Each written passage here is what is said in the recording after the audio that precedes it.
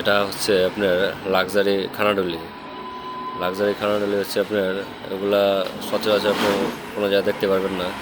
হ্যাঁ, এগুলা আমি নিজেই বানাইছি। আর এটা আপনার সব কিছু আপনার বানানো হয়েছে অ্যালুমিনিয়াম দিয়ে, অ্যালুমিনিয়ামের বক্স দিয়ে। সাথে যোগ করা আছে আপনার আকিজের প্লাস্টিক ফাইবার বলতে প্লাস্টিক বোর্ড। আপনার এখানে অ্যালুমিনিয়ামের নেট দেওয়া আছে। এটা আপনার লাক্সারি, এটা আপনার নষ্ট হওয়ার চান্স নাই। আপনি ইউজ করবেন আপনার মন মর্জি মতো, যেভাবে খুশি সেভাবে।